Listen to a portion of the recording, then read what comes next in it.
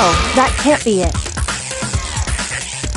The bag and clothes were surely disposed of by the time we began our investigation.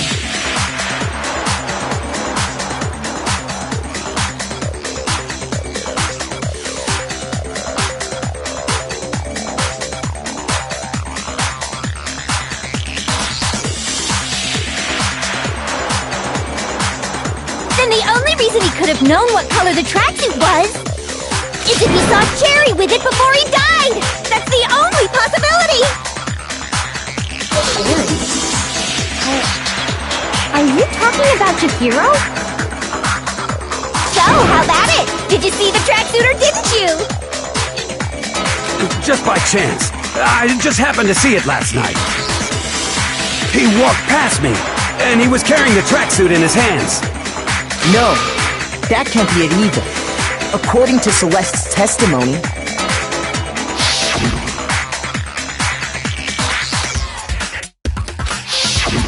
when Celeste noticed it, Chihiro made a point of making sure the jacket was completely in the bag. If you just ran into him briefly, you couldn't possibly have seen what color the tracksuit was. It would appear you've dug your own grave. Perhaps. But you handed him the shovel, didn't you? That's why you said what you did. Focus on the tracksuit and it'll be obvious who he met with? What a bunch of nonsense. Ah, now I understand. It was all one big bluff, wasn't it? Your true intention was to draw a slip of the tongue from the culprit. That's why you said you knew who did it, to put them on edge. That's right. However, Mondo was my target all along. I had my suspicions about him from the very beginning. But why? What made you so suspicious? That's a good question.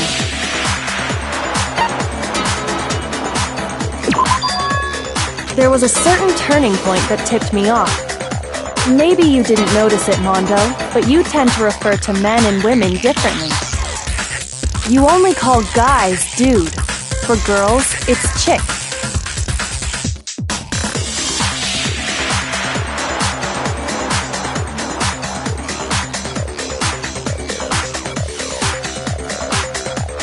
And after he was killed, you happened to refer to him as dude. Once I picked up on that, it occurred to me that Mondo knew something we didn't. You noticed such a tiny detail? Are you a witch? She's a witch! You're positively frightful! No, I'm not the frightful one. Not nearly as frightful as someone capable of murdering a friend. Mondo, was it really you? Did you really kill Chihiro? I didn't kill anyone! You've been all over me, judging everything I say, putting words in my mouth. What gives you the right to treat me like a goddamn criminal? Yeah! He would never do something like that! This is a false accusation! It's true. My reasoning on that is pretty shaky. That was fast. Well, this does present us with a problem. It seems we are all out of leads. My time has nearly come.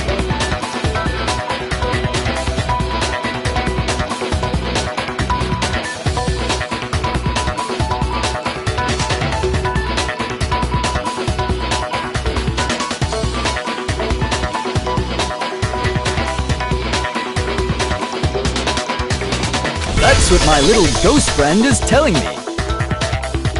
Oh yeah, that reminds me.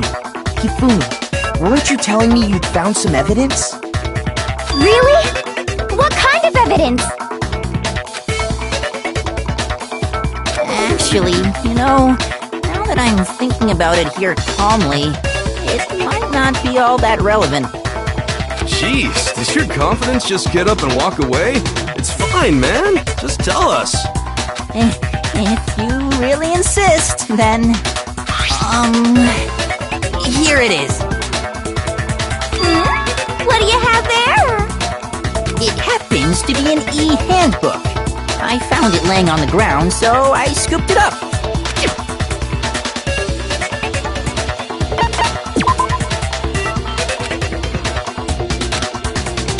Shoot!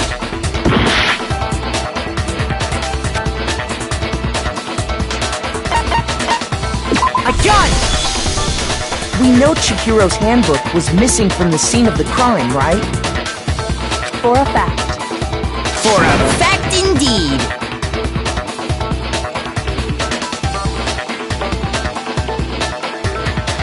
I was totally sure I'd found it. Then it must hold some clue about the culprit, right? Well, that's what I was hoping. But it's busted. It won't even turn on. I imagine the culprit broke it to get rid of any evidence after the murder. That's odd. I didn't think the handbooks were quite so fragile. You're right. They're not. They're totally waterproof and shock-resistant. It would take an awful lot to break one. And yet, this one does appear to be broken, as is Leon's, sitting useless in the main hall. For all your confidence, that is a remarkably high failure rate. Do you think there might be some kind of mystery in there somewhere? How, precisely, did the handbooks get broken?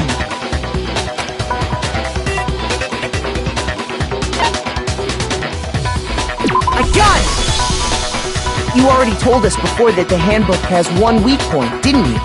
Yeah! You remember that?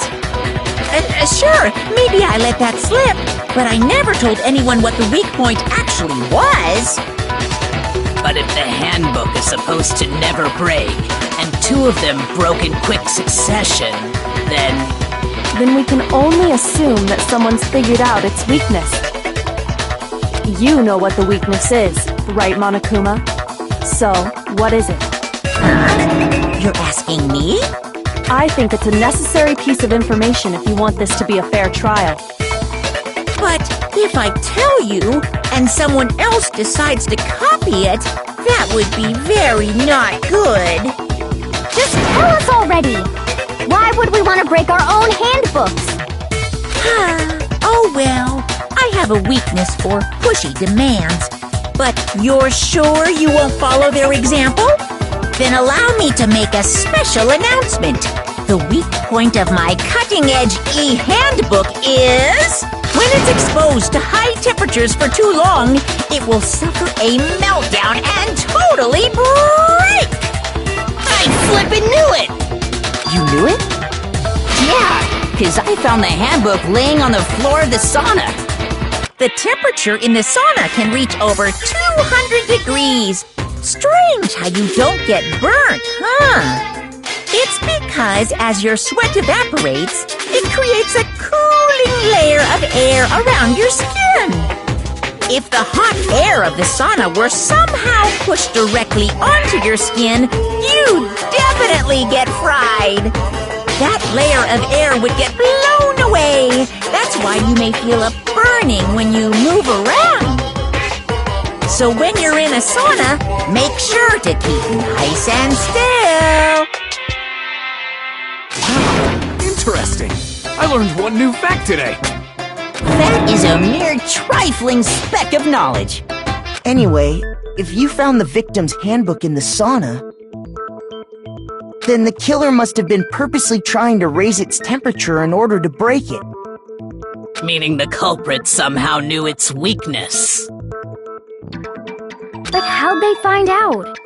Monokuma said he didn't tell anyone, right? Indeed. Quite the mystery. What if they found out by accident? What do you mean by accident?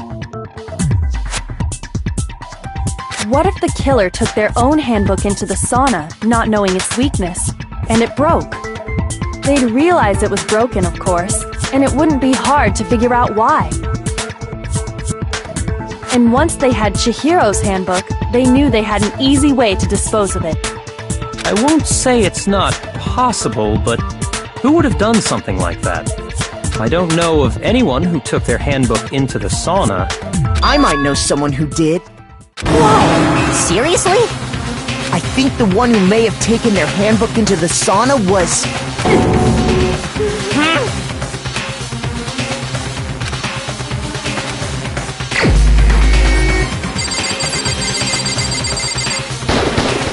Here's my answer! Mondo, your handbook got broken in the sauna, didn't it?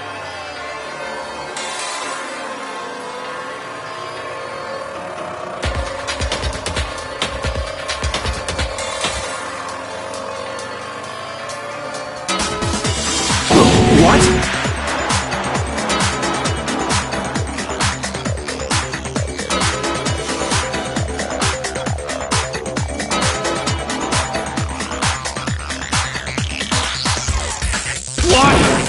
Why do you keep accusing him?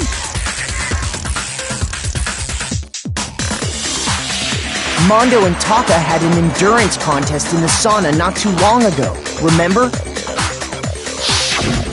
And for the contest, Mondo just so happened to keep his school uniform on.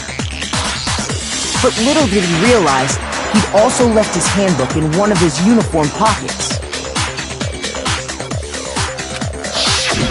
And when it was all over, Mondo discovered that taking your handbook into the sauna could easily destroy it.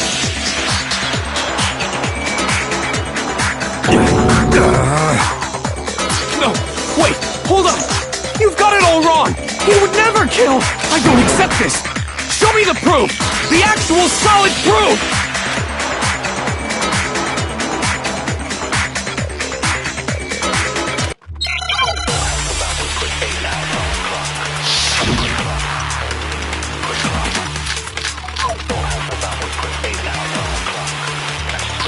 Let's test Makoto's assertion. If what he says is correct, then Mondo, you broke your own handbook. In other words, if Mondo's handbook is actually broken, then that proves that what Makoto said is right.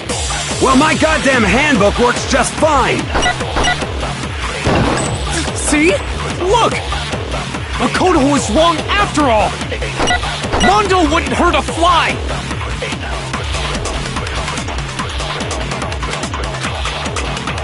Let's test if what he said you broke your own handbook. In other words, if Mondo's handbook is actually, then that proves that what Makoto said... Well, my goddamn handbook works just fine! No, that's wrong!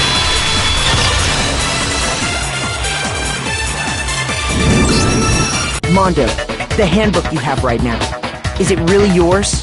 The fuck is that supposed to mean? The broken handbook that was in the main hall, isn't that one actually yours? What the heck are you talking about? What I mean is, I think Mondo swapped his handbook out for one that actually works. I think he took Leon's handbook and replaced it with his own. After all, Monokuma said himself that Leon's handbook never should have broken. That's right! The punishment it suffered wasn't nearly enough to destroy it. So then, the broken handbook in the main hall is actually Mondo's, which would mean that the handbook Mondo has right now is actually Leon's, yes? But doesn't that violate the school regulation that says loaning out your handbook is prohibited? Well, here's how I look at it. There is a rule about loaning your handbook to another student, but if they're dead, they're not a student.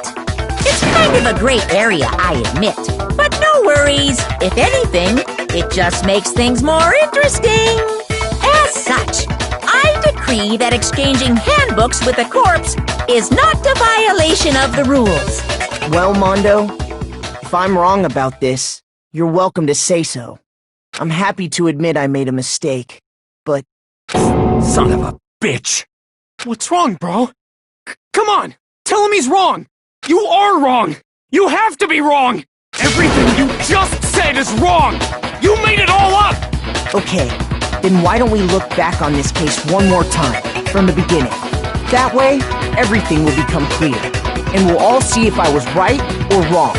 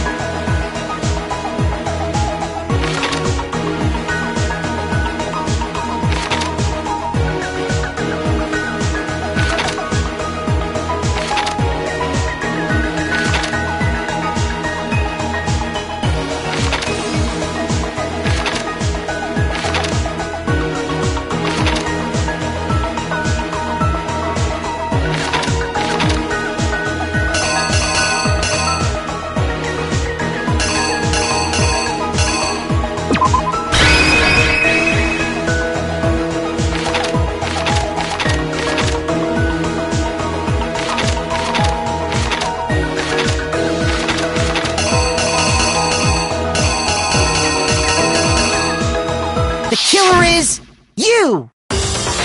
First, let's take a look back to before the incident. Last night, Celeste saw Chihiro in the warehouse, correct? At the time, she was apparently stuffing something into a duffel bag. That something was a blue tracksuit. You can confirm this, right, Celeste?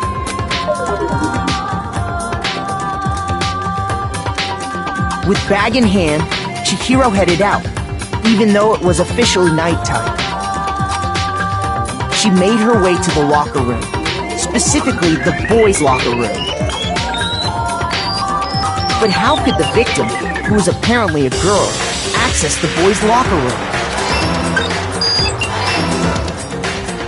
Simple, because she was really a he, which is why he was able to use his own handbook to gain entrance to the boys' locker room.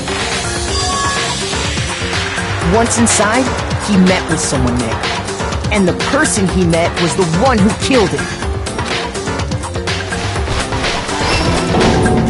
It seems likely that the killer grabbed the nearby dumbbell, approached the unsuspecting Chihiro, and attacked him.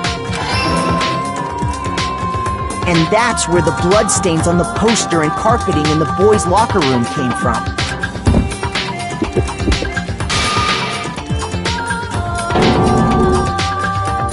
It was likely in the heat of the moment. The body was arranged, but the murder itself felt unplanned.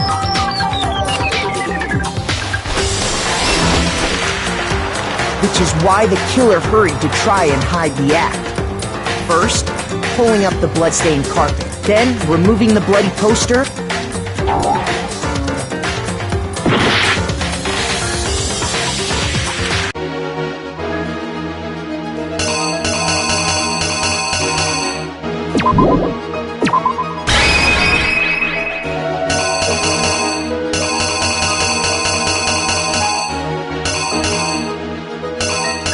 The killer is you!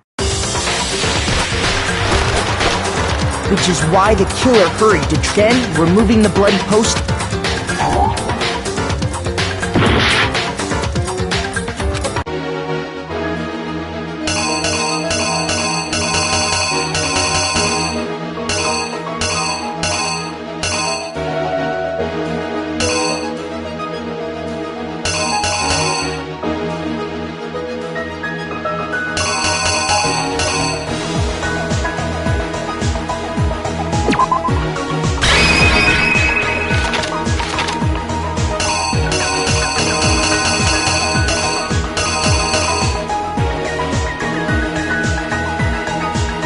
The killer is you! Which is why the killer hurried to try and hide the act. Then, removing the bloody poster,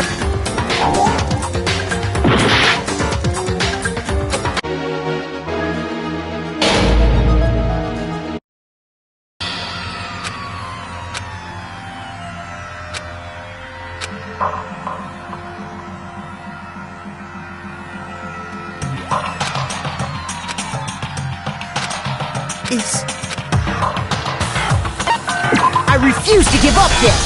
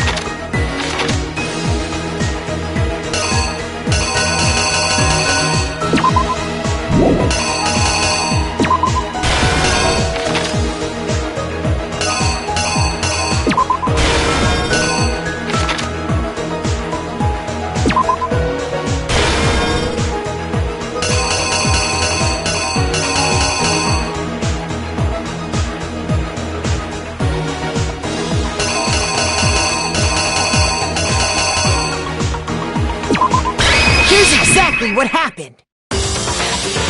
First, let's take a look back to last night. At the time, she was apparently that something was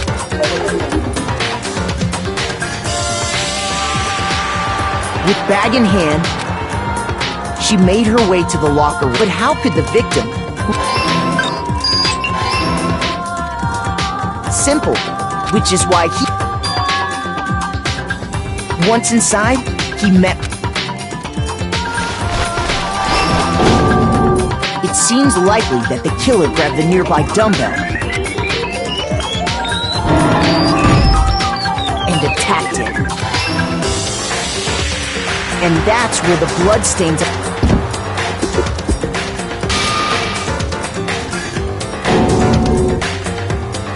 was likely in the heat of the moment. Which is why the killer hurried to try and hide the act. First, pulling up the bloodstained carpet, then removing the bloody poster, and finally carrying the corpse into the girls' locker room. A girl's handbook was necessary to get into the locker room, of course, but this alone doesn't prove that the killer was necessarily a girl. After all, Sayaka and Junko's handbooks had been placed in the main hall. Using one of those, a boy could get into the girls' locker room without much problem. And that's exactly how the killer did it. With the carpet and the poster they brought with them, they got to work. They changed the layout of the boys' and girls' locker room in what you might call a crime scene switch. That could have been the end of things, but no. Byakuya discovered the body and decided to intervene in the situation, making things even more complicated. So, after stumbling on the crime scene, he went and grabbed the extension cord from the library. And then he got to work. He used the cord to string up Chihiro's lifeless body.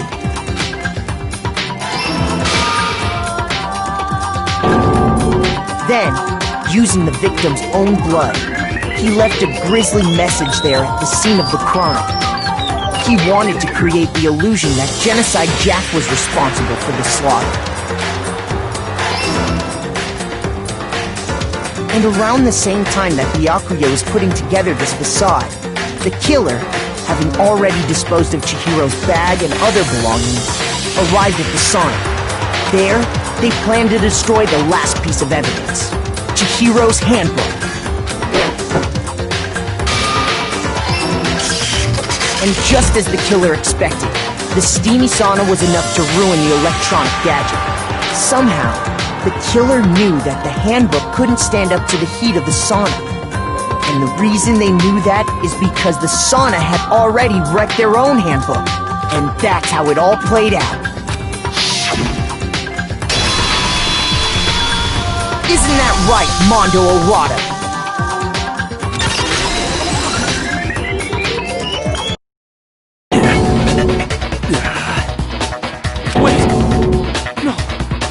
Can't be right!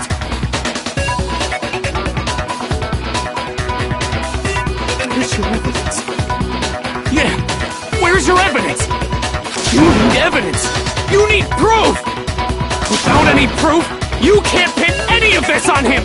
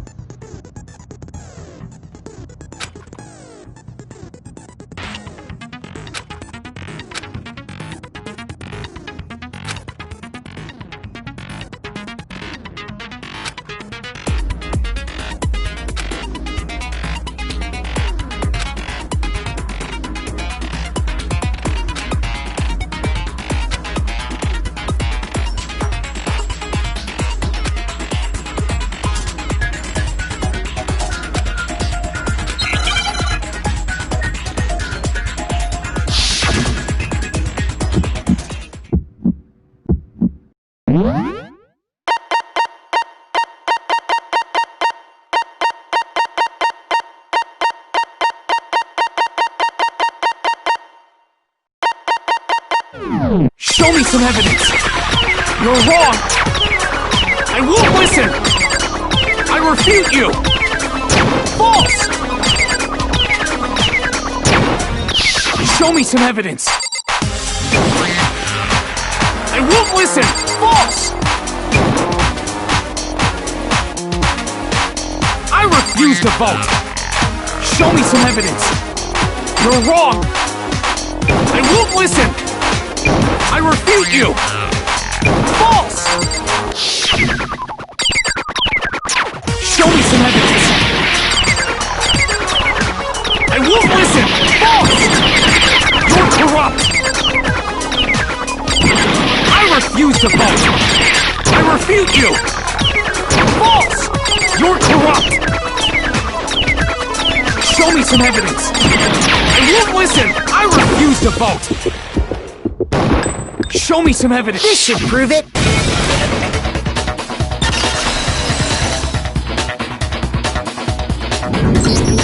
If my thinking so far is right,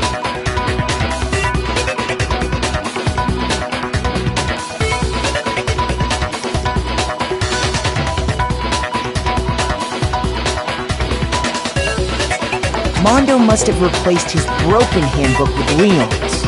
In which case, we can just check each of our handbooks right now. Once we do that, we'll... We don't gotta do that. Huh? Yeah. I did it. I killed him.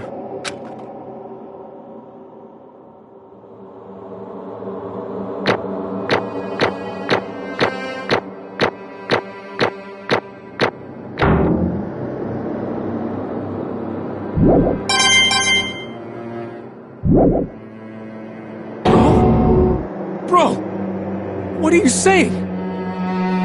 I got no choice, man. After hearing all that, I gotta just give up. Go ahead, Monokuma. Get it over with. Ask for the goddamn verdict. Roger that! Wait! Hold on! No waiting! No holding on! Time for the moment we've all been waiting for! Grab your lever and give it a yank!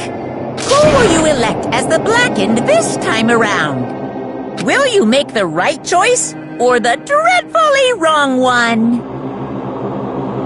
What's it gonna be? What's it gonna be?